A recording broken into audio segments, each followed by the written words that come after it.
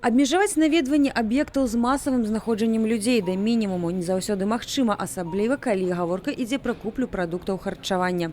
Аднак і такога рода шопінг можна зрабіць бяспечным. Галоўнае выконваць пэўныя меры прафілактыкі. Антысептык прызначаны для пакупнікоў і усталяваны на касах магазінаў ці пры ўваходзе ў гандлёвыя залы. Скарыстаўшыся сродкам абароны ад вірусу, мы з прадстаўніком эпідэміялагічнай службы рухаемся далей. Паводле рэкамендацый Міністэрства аховы здароўя Беларусі, адміністрацыя гандлёвых аб'ектаў павінна ажыццяўляць кантроль за дэзінфекцыяй усіх паверхняў, абсталявання у тым ліку кошыкаў і колясак, не меншым 2 раза на дзень. Стараемся каждые 2 часа по мере возможности, обрабатываем готовым раствором лагодеза. После каждого покупателя протираются корзины, тележки и поверхности. Падчас наведвання гандлёвай залы мы ўпэўніліся ў тым, што большасць берасцейцаў свядомыя і шопінг ажыццяўляюць у масках і пяльчатках. Другі не менш важны момант – набываць тавар трэба толькі ў фасаваным выглядзе і упакаванні, у тым ліку сухафрукты, кандытарскія і хлебабулачныя вырабы.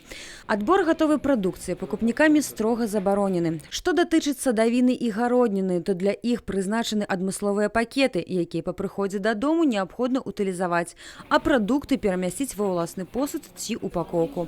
Для того, каб зрабіць куплю прадуктаў бяспечнай, варта памятаць і пра іншыя не менш важныя меры прафілактыкі.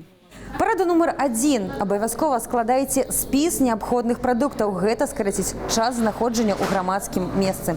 Дыстанцыю ніхто не адмяняў, а таму па магчымасці выбірайце прасторныя супермаркеты, а не цесныя магазіны. Робячы аплату на касе, перавагу лепей аддаць выкарыстанню банкаўскіх картак. Папяровыя грошы могуць быць крыніцай распаўсюджвання вірусу.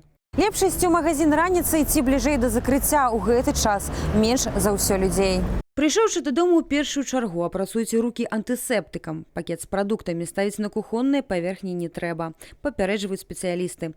Тавары з пакаваннем магазіна трэба замяніць на ўласныя. Для апрацоўкі металічных, шкляных, пластыкавых пакаванняў, а таксама тэтрапакаў падыдзе мыльны раствор. Што да гародніны, то яе трэба старанна прамыць пад працёкавай вадой.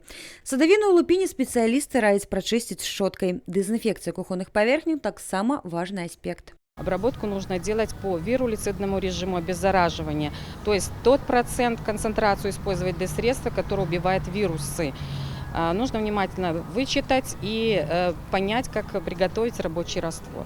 Ну, обрабатываются все одинаково поверхности. После предварительного мытья обработка дезинфицирующим средством нанесения и потом смывание. Обязательно смывание дезинфицирующих средств поверхности. Што датычыць іншых пакупак у перыяд эпідэміі, спецыялісты рэкамендуюць звяртацца да паслугі дастаўкі на дом, што дазволіць мінімізаваць наведванне месцаў з масавым знаходжаннем людей. Закупать продукты желательно на более длительный период, на неделю, а представителям старшего возраста и поколения, людям старше 60 лет, не рекомендуется вообще посещать такого рода объекты.